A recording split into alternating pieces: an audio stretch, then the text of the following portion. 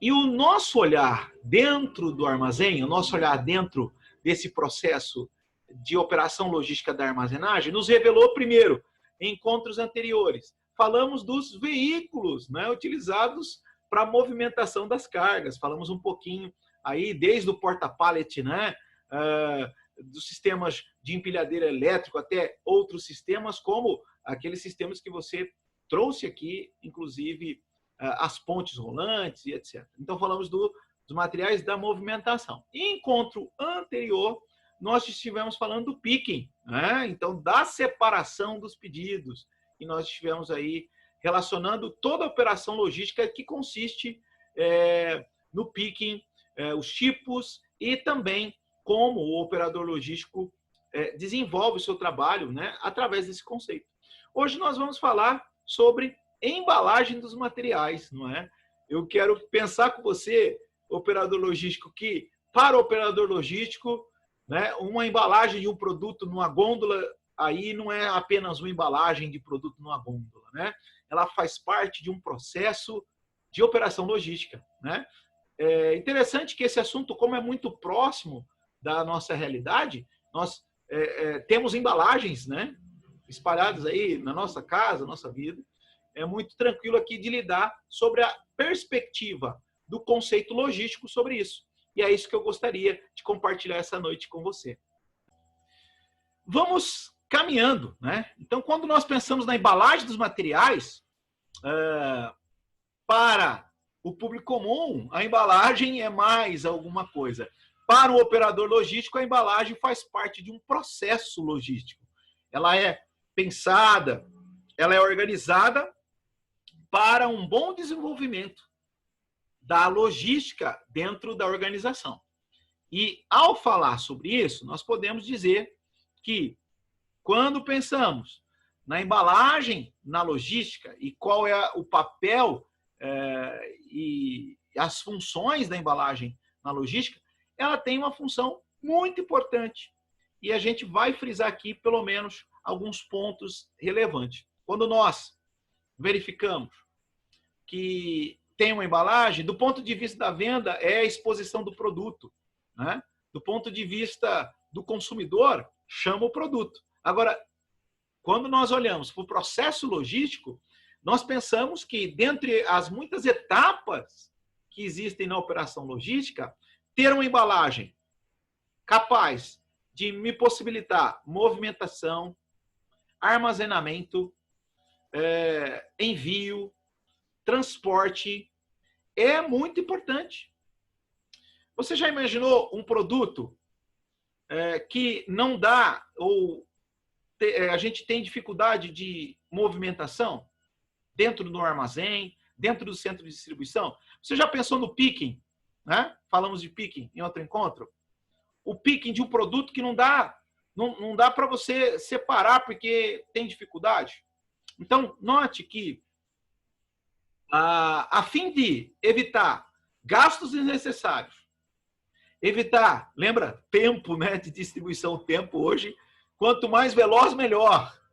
Já que o perfil do cliente é um perfil, né, a ser estudado, inclusive, dentro aí dessa retomada pós-econômica. Mas nós sofremos ao esperar as coisas, né? Então, quando nós pensamos isso dentro do processo logístico, a embalagem, se bem determinada, padronizada, dimensionada, ela possui uma capacidade de operação muito mais rápida, muito mais eficaz e também mais econômica.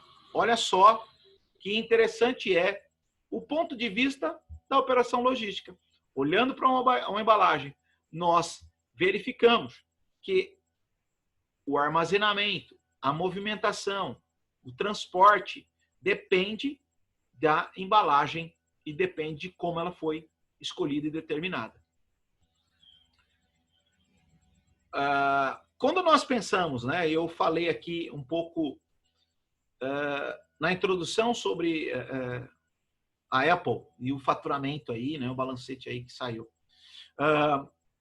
Mas muitos investimentos ao longo do tempo, têm sido feitos na embalagem.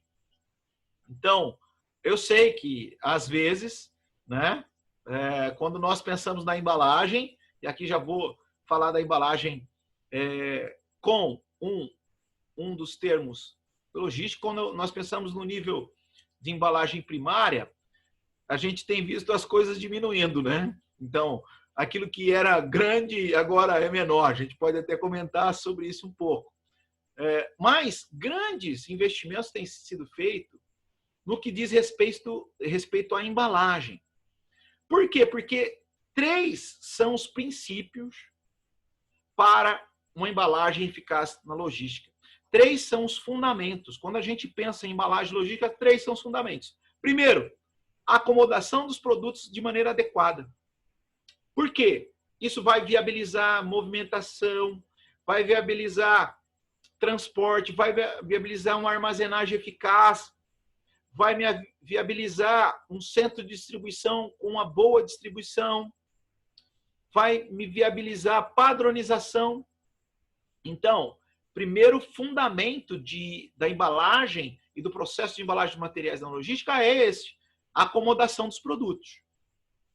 O segundo fundamento da embalagem dos materiais no processo de operação logística é as informações relevantes a respeito do item, do produto. Sim, as informações elas são muito importantes, tá? E são informações importantes para o processo industrial e para quem movimenta o produto. Eu preciso saber se esse produto tem que ser acondicionado a que temperatura, se ele é um produto que tem situações de riscos por ser inflamável, se é um produto que causa alguma dificuldade se ingerido. Eu preciso saber na minha operação logística. Eu preciso, dentro desse padrão, ter essa dimensão. É claro. E terceiro fundamento é aquilo que a gente chama, é atrair aí o consumidor. É atrair o consumidor. De fato, isso é importante. E vários estudos de embalagem têm sido feitos nesse processo para melhorar. Se você pegar uma embalagem de um produto aí que eu vou falar aqui, né, dar um exemplo aqui de comida, né? É um exemplo bom, gostoso, mas pensa na embalagem de um produto de alimentos. Vamos pensar na embalagem de produto de alimentos. Vamos pensar num produto histórico. Vamos pensar no leite condensado na Nestlé, o leite moça. Você já deu uma olhada no rótulo, né, na embalagem? Que coisa bonita, ok? Você tem a embalagem daquela latinha? Eu vou pensar na lata, ok? Há um tempo atrás, lembra como era o formato da lata? Dava para encaixar uma lata em cima da outra? Será que dava? Eu estou passando em anos, né? Você notou como evoluiu? Hoje ela tem um encaixe perfeito, ela é condicionada bonitinha, ela tem ali uma quebrazinha, ela revela o produto de uma maneira mais bonita. Isso tudo é pensar em investimento sobre o aspecto logístico. Se eu tenho um produto que eu consigo empilhar, não melhora, não é? Facilita. Eu não estou pensando na venda no primeiro momento. Estou pensando em acondicionar esse produto, em movimentá-lo, em saber quantos cabem. Quantos produtos desses cabem dentro de uma embalagem terciária ou secundária? Então, esses aspectos estão sendo desenvolvidos, sobretudo para atrair o consumidor. Produtos tecnológicos. Eu vou usar exemplo aqui da Apple, já que ela nasceu com essa visão de entregar uma coisa linda. Então, ela tem essa visão assim de o produto que ela entrega é um produto belo, tem que ser lindo, tem que ser uma experiência sensorial. Eu tenho que pegar, olhar e tem que ser aquela coisa bonita. A embalagem é um verdadeiro chamariz, é linda. A embalagem de produto aí, isso é linda, tem todos os detalhes e o jeito que pega, como você abre. Então, tudo isso é pensar no desenvolvimento da embalagem, dentro dos 3 fundamentos. Quais sejam? O aspecto de acomodação de produtos, o aspecto de informações sobre os itens e o apelo ao consumidor.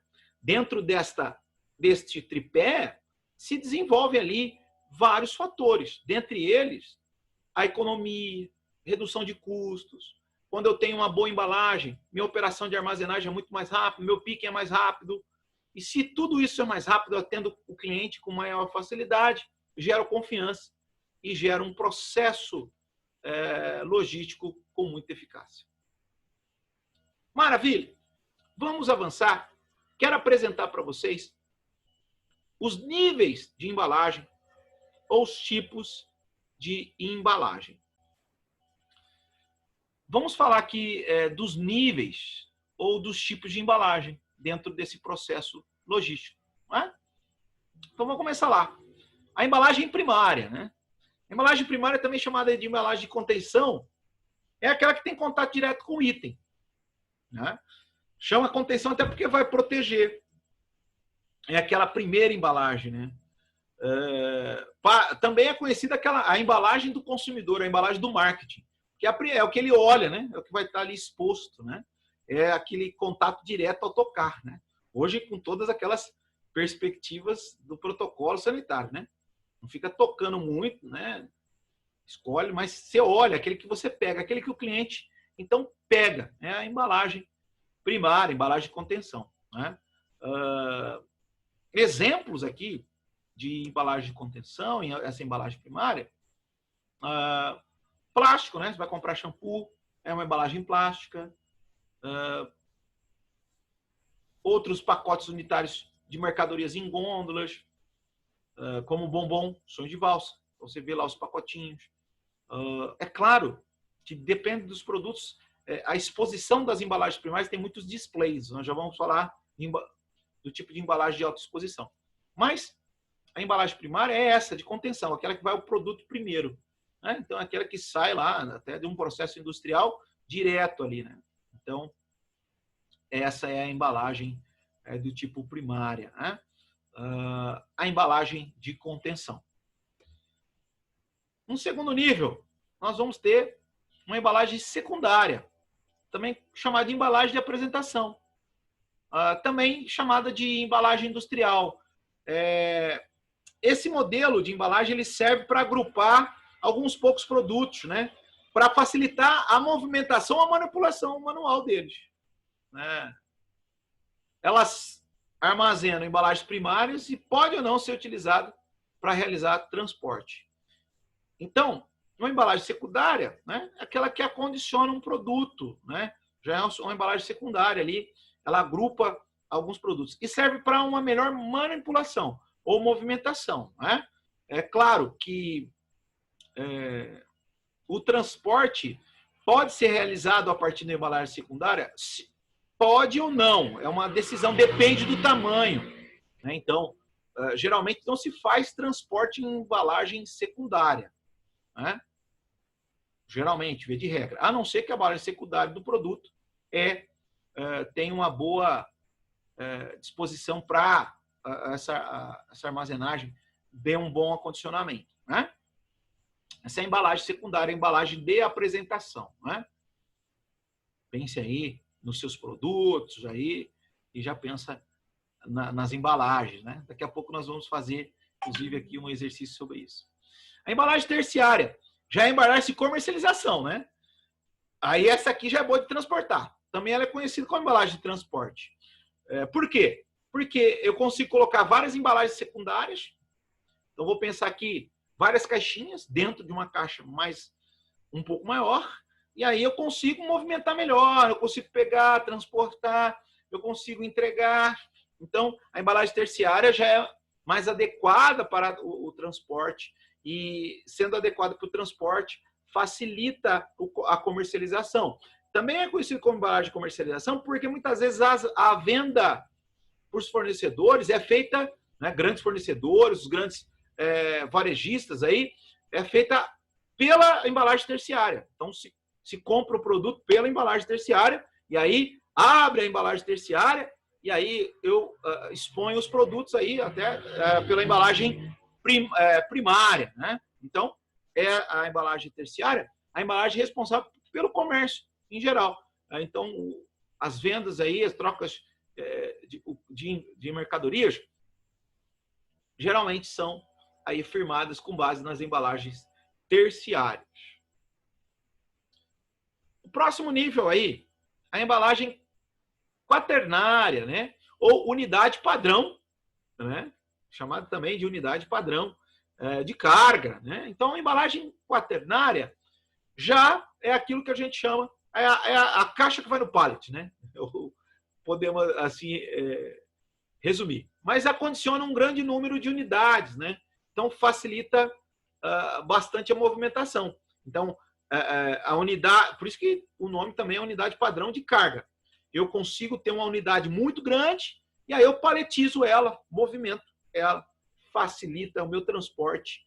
Se eu consigo, então, envolver muitas terciárias, dentro de um contenedor, eu construo uma unidade padrão de carga e aí eu tenho uma movimentação bastante efetiva. Esse é o nível quaternário, né? Ou unidade padrão de carga. Muito importante para uma boa movimentação de materiais. Inclusive, desenvolvido de maneira padronizada para atender às regras de paletização. Então, nós vamos ter muitas embalagens quaternárias, né, ou unidade padrão de cargas, que vem se desenvolvendo, né, junto com a evolução aí, do aspecto da armazenagem e o processo logístico em si, para atender melhor aí os padrões internacionais e movimentações internacionais, né? Então, essa é a embalagem quaternária. E, por fim, né, num quinto nível ou num quinto tipo, nós vamos ter os containers, né? Então, aqui é muito tranquilo.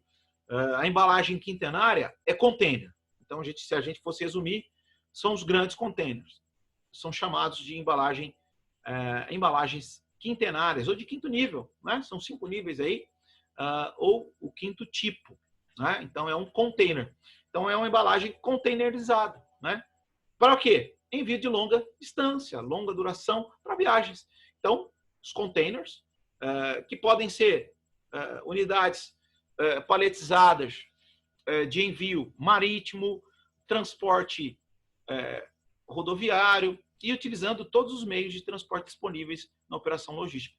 Então, o container, ou o quinto nível, é utilizado para uma movimentação longa, né? Longa duração, né? Distâncias longas aí, geralmente é utilizado. Até para facilitar o transporte, né? Imagina aí uma grande quantidade de produtos, né? Importados, exportados. Então, como que nós fazemos isso, né? Como nós podemos perceber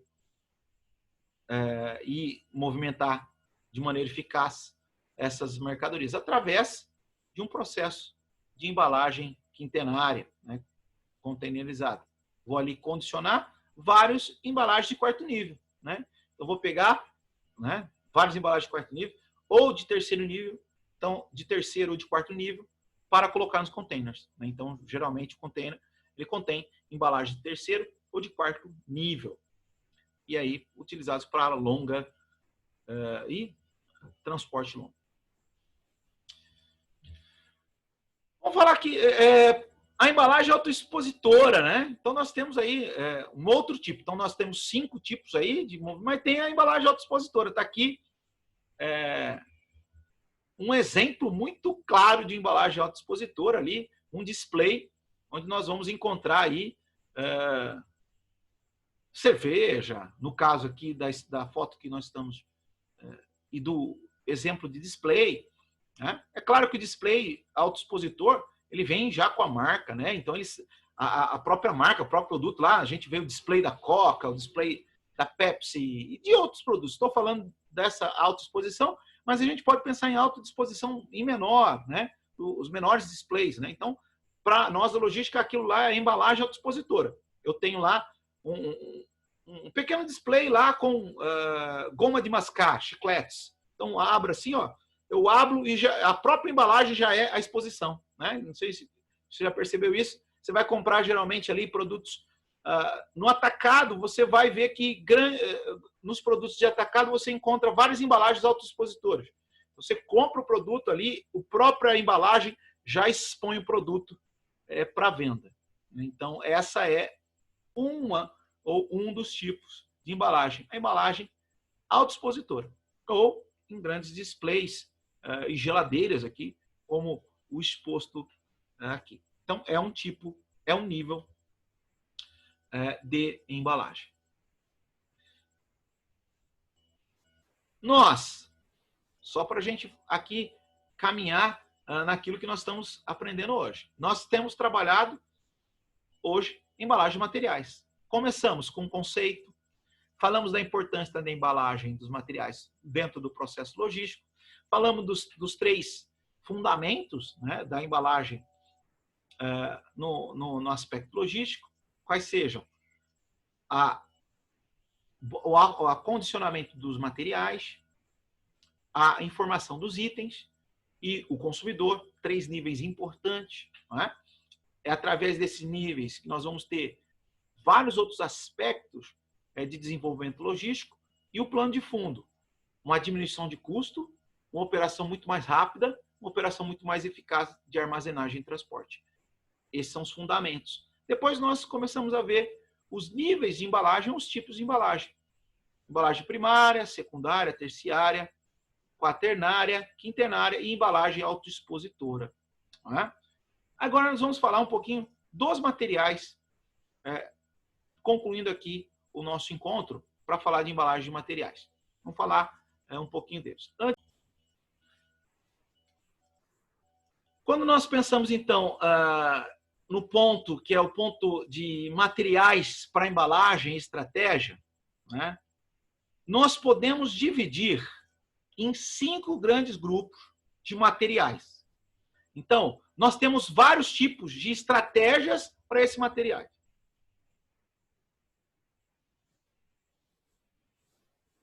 Nós temos vários tipos de estratégias para esses materiais. Mas, material em si, nós temos 5 grandes grupos. As embalagens metálicas, as embalagens de vidro, as embalagens plásticas, as embalagens de papel, as embalagens bioplásticas.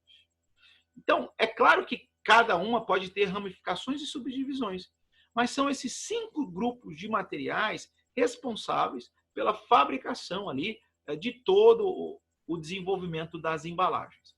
E um ponto muito importante e de discussão nos últimos tempos é a utilização de embalagens sustentáveis.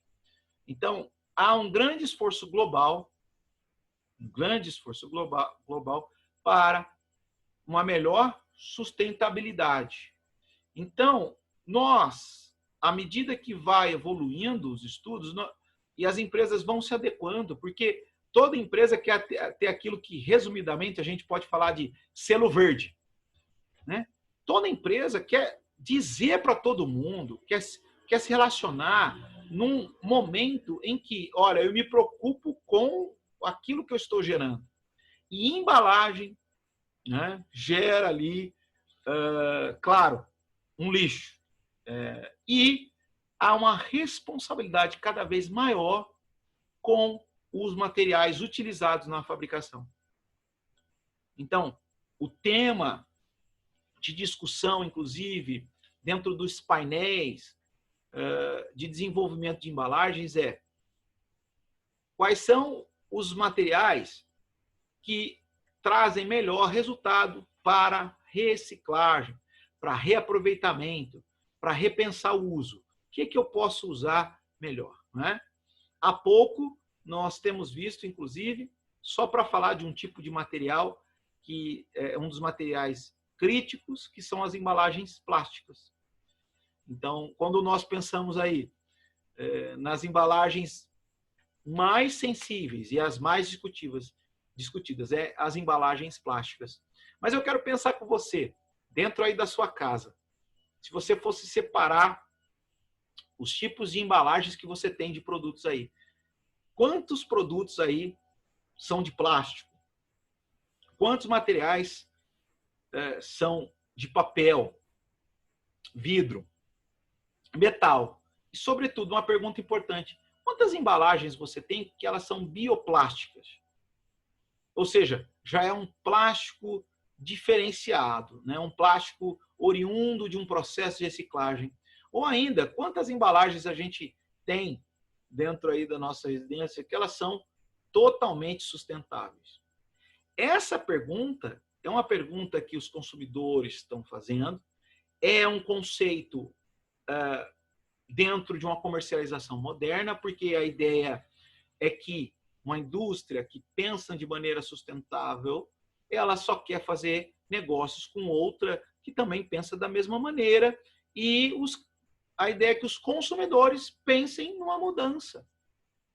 E essa mudança de cenário influencia e traz um impacto nas embalagens. E esse impacto nas embalagens é porque os materiais de embalagens precisam ser repensados. Então, o grande estudo logístico é como fazer um processo de embalagem utilizando material, mas com responsabilidade. Com responsabilidade para o meio ambiente, com responsabilidade para as futuras gerações, inclusive, é claro, atendendo um apelo comercial, atendendo aí um acordo global. Então, todo mundo está preocupado. E eu quero trazer um ponto novo aqui de discussão. Inclusive, é tema que eu quero trabalhar com você num material aí para a semana. Quero que você desenvolva. O Covid-19, a Covid, né? A Covid é a doença, mas o vírus da Covid-19, ele se propaga através das embalagens? O que tem sido feito dentro das operações logísticas para conter propagação do vírus através das embalagens, né? Então, se propaga. Então, vamos pensar nesse aspecto. Quero que você desenvolva aí, não precisa me responder agora, nem nos comentários aí. Pense durante a semana, vá atrás de informações e pense, embalagem, né? E nesse estudo, né, o vírus se propaga numa embalagem, né, seja ela primária, que é o nosso alvo, secundária, terciária, ele se propaga. Se eu pegar na embalagem, eu também vou estar sendo contaminado? É um fundamento importante para você. Eu quero que você pense nisso nesta semana. Nós podemos, então, ver esses aspectos das embalagens materiais e eu quero comentar aqui com vocês um pouquinho mais sobre isso aqui no nosso momento ao vivo.